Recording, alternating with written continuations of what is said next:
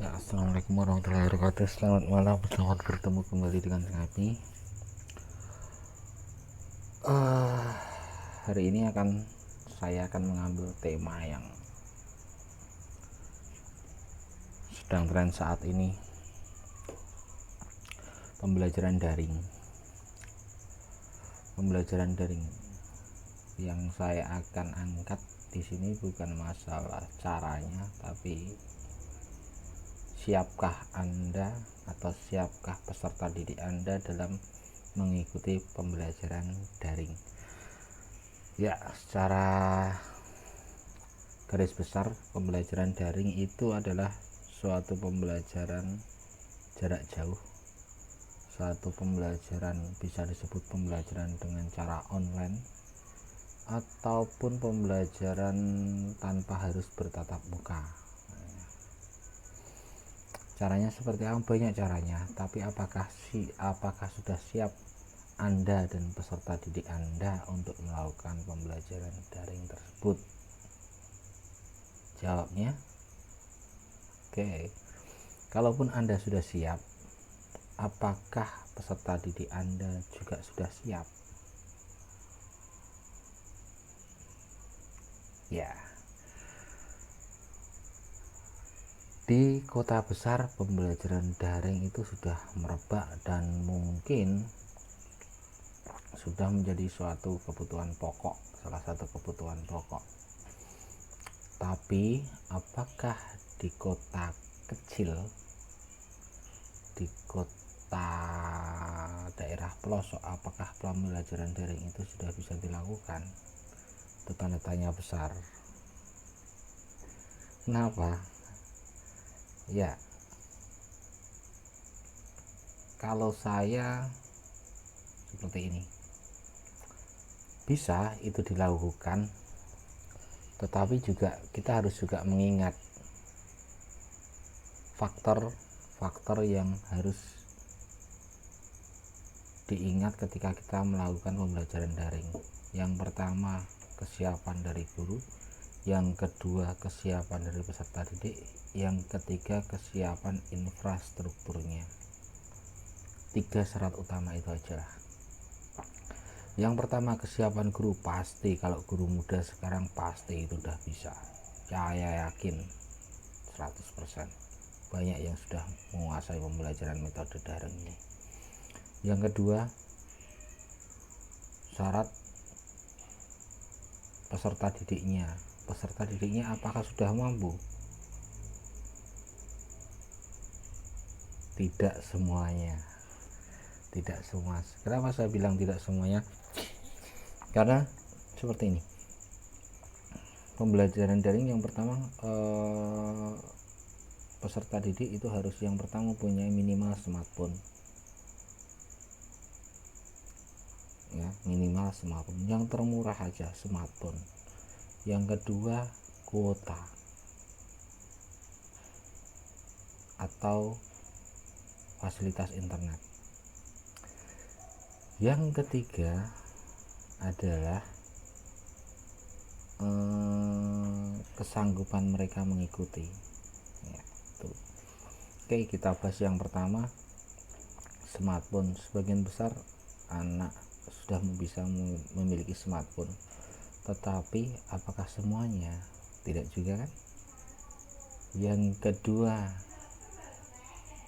kuota atau koneksi internet, apakah sudah merata di semua bagian? Ya. Yang keempat adalah kesiapan peserta didik. Kalau pembelajaran daring menggunakan misal kita menggunakan yang terkontrol, semisal classroom, kemudian apalah, banyak sekali, yang minimal yang classroom lah, itu mereka siap. Ya, tinggal bagaimana cara Bapak Ibu guru menyarankan atau menganjurkan. Yang ketiga yaitu tadi yang saya bilang dengan sarana prasarana. Apakah semua prasarana kita sudah sanggup untuk melakukan itu? Oke, di kota besar ya, tapi di kota kecil, daerah terpelosok, daerah terpencil, apa bisa dilakukan? Tidak juga. Nah, solusinya seperti apa? Solusi yang bisa kita lakukan yaitu semi daring sebenarnya. Yang saya maksud semi daring adalah kita tidak harus selalu menggunakan yang terkontrol. Kita bisa menggunakan beberapa cara, yaitu yang pertama, mungkin anak kita kumpulkan, kita membentuk suatu kelompok, misal kelas tertentu, kemudian anak membentuk suatu grup WA, kemudian kita kirimkan materi-materi. Yang pertama bisa berupa materi berupa aplikasi Android, yang kedua mungkin bisa berupa video tutorial di YouTube, yang ketiga mungkin bisa berupa misal Google Form yang dimana mereka bisa mengakses sewaktu-waktu ya, dan kita bisa kontrol mereka dengan evaluasi. Kalau yang pertama tadi dengan aplikasi Android, kita kadang tidak bisa mengontrol. Mungkin kalau aplikasi Android yang kemudian dihubungkan dengan evaluasi, mungkin kita bisa. Cuman yang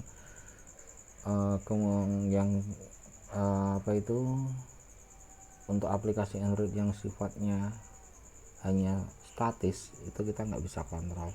Kemudian ketika kita melihat YouTube, kita mengirim YouTube, oke lah, kita bisa kirim, tapi kita harus juga mengirimkan mungkin nanti evaluasi berupa latihan-latihan soal yang mereka harus kerjakan, kemudian mereka kirimkan balik ke kita.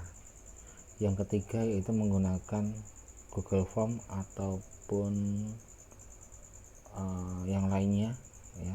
Yang termudah menggunakan Google Form, kita bisa memberikan materi, kita bisa memberikan materi sekaligus evaluasi di dalamnya.